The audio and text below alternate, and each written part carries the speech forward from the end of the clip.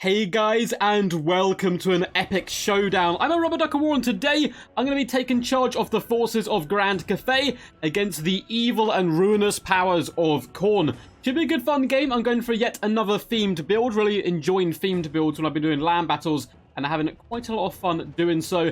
And yeah, it's going to be a Jade Warrior only build. So we have just units which are, of course, in the Jade bracket. We have double Jade Lancers on either flank.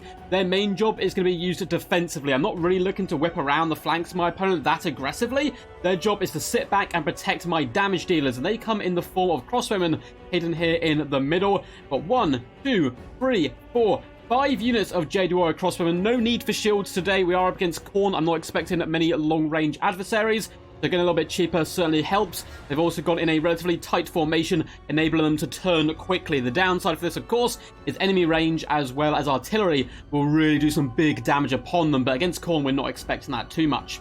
With some Jade Warrior halberds in the back, looking to protect the back line where possible, and a nice array of Jade Warriors in the front. So pretty awesome stuff. Unfortunately, there is no Jade Warrior Lord or anything like that, but I do think the Dragonblood Lord is an absolute beautiful character in general, particularly on the horse. Let's give him a little neck scratch there, just to let him know he looks pretty damn badass indeed. And she's looking quite a lot like Batman today on her mount, and looking very vicious and not cruel, but I suppose disciplined.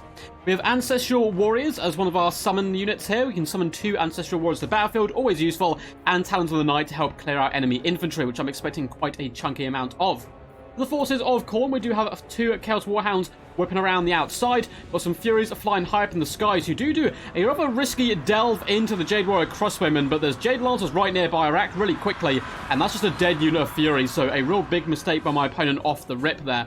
We have a Blood Shrine coming in on the right-hand flank. A load of Chaos Warriors. They're shielded and heavily armored, so should do a decent job up against my build. With a Soul Grinder Leroy Jenkins in it forward, thinking he, he's blessed by Khorne. He's kind of underappreciated in his eyes by the other Chaos Gods, looking to make a name for himself on the battlefield. We do have 1 unit spawn of Khorne. We have some Blood Crushers on the left-hand side, and a Herald of Khorne leading the charge. Now, my opponent really wants to get to grips with me straight away and drive into the back line with the Soul Grinder. I care very little of this, and I'm going to be shooting it with all of my crossbowmen doing some massive burst of focus fire. Down the Jade Warriors are having to be pretty bold there, as lasers and fire is spewed forth from the maw of the Soul Grinder. It does try to push through a little bit, but we're going to surround it with our cavalry, and look how quickly its HP drips off that model. 5 units of Jade Warrior crossbowmen is certainly no joke, and they need to get a lot more respect on their name than the Soul Grinder is giving them credit for. And down that Soul Grinder goes, doing basically nothing. We do have the Herald of Khorne, though, in our back line. We are going to react to some Jade Lancers to attempt to pin him in place. Jade Warriors are going to be pushing forward to engage with the enemy nice and early. We have 1 unit of Lancers pushing on top of the Blood Shrine, looking to engage them where possible. A mystical dragon does form a portal from the depths of hell or heaven itself, depending where these warriors are from, and they certainly fight with the wrath of warriors born from hell with the might of the heavens, charging into the Chaos Warriors in the front line, looking to hold it down a little bit, because my opponent's doing a decent job elsewhere. I think he made some big mistakes early on, trying to yeet forwards a little too aggressively with his Soul Grinder and Furies, but now he's doing some good work with the Blood Crushers in the back line as well. The Chaos Warhounds are hunting down and harassing crossbowmen.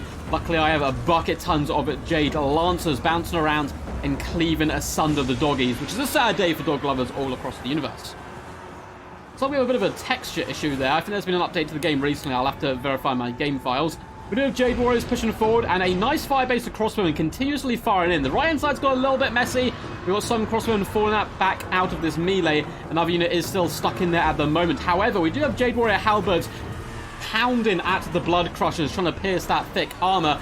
Crossbowmen are also weighing in with the damage there, adding their bolts to the fury of those halberds. The front line is going okay. The Jade Warriors were slightly chevroned up. I do give up trying to kill this Blood Shrine. We weren't doing that much damage to it, so we're going to do some big fat rear attacks with our Jade Lancers onto these frontline Chaos Warriors. That will hopefully enable the rather beleaguered Jade Warriors and help them gain victory. That is at least the hope. We're going to be pulling back and doing a bit of cycle charging. We want to stay in there and try and break this unit, apply a bit of pressure. On the left-hand side, things again are very messy as well. I think I certainly had the better of the early engagements, my opponent being a little tad too aggressive, which is something that you wouldn't normally say of Khorne. Aggression, it tends to be the way of throwing away big units is not. However, he's got a nice pocket of strength here. He now needs to start to drive forward once more into this back line, but he's probably a little bit worried about his lord here.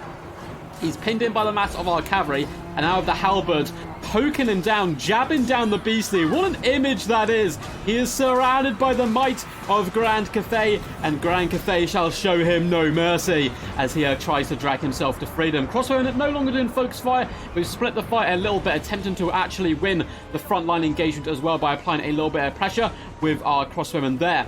The Lancers doing some big fat cycle charging are going to rear attack into the Warriors and yeah, do some decent damage all around. If we bounce between these two units now, starting to spread the damage nicely. The Chaos Spawn are just getting ripped apart by crossbow bolts at the moment, and that Herald of Khorne is going to be going down. Jade Lancers return from protecting the back line. Now that things are stable and the crossbowmen are firing, we can charge into the front, and it's really in the nick of time because all the Warriors are starting to drive through relatively aggressively now, though we still have the halberds of the armor piercing going to trade relatively effectively, you would hope, into the Chaos Warriors of Khorne, using those halberds in big devastating arcs to pierce their armor. In the back here, we do have the Dragonblind Lord. She's going to be getting her hands dirty and trying to rip and pull apart the Blood Shrine of Khorne where possible. Looks like some of our crossbowmen are being pinned in here, but you know what crossbowmen do? They look after each other, and the other units are going to turn and start focus firing down the Blood Shrine. 110 armor is relatively decent, but we use probably over 110, there's way over 110 crossbow bolts heading your way, buddy. And some Ancestral Warriors help push that bounce power over into army losses, and the forces of Khorne go down with a bit of a whimper rather than a bang. It looks like there is a free spawn of Khorne left standing. I don't rate their chances too highly, and it looks like they don't either. Surrendering to the mercy of the Great Dragon, and yeah, we will show them no mercy on it. Well played to my opponent. Was a good fun game. A big mistake in the early game, particularly with his Furies and Soul Grinder. Just 87 gold value on that Soul Grinder is so sad. It had some really cool animations though, and that's got to count for something. But I think he recovered well after that and was able to kind of push in our back line and do some relatively decent work. I've been really enjoying these theme builds. If you have any more themes you would like to see, I believe this was recommended. I think Eldrin of the Mist wanted a full Jade Warrior build a long time ago. I've done full Noblars. I've done full female build with Kislev. What else have I done? I've done quite a few weird ones and much tough ones. Oh, full Skull Cannon was another one. We can definitely do full Bear at some point, but there's a load of different ones. So yeah, feel free to hit me up on what different ones you would like to see in the future. So I hope you guys enjoyed this one. If you did, make sure to leave a juicy thumbs up and subscribe to the channel for more content into the future. And comment down below what you thought of the battle, what you enjoyed, and what you would like to see going forward. And yeah, in particular, those recommendations for different themed builds would be really quite fun. Now, yeah, feel free to subscribe if you haven't already, and it really helps out the channel quite a bit. There are a lot of links down below to the Patreon, where you can support the channel financially, Discord, where you can submit replays and get involved in live streams and events that I host. I haven't been doing too many recently. I'm still recovering from surgery, so I can't sit down and do long drawn-out tournaments and that kind of stuff yet, but I should be healed, hopefully, in about 2 weeks. At least they tell me, which is pretty good news. And, yeah, and there's also Twitch, if you'd like to see more content in the future. Until next time, guys, peace, peace. And as always, stay awesome.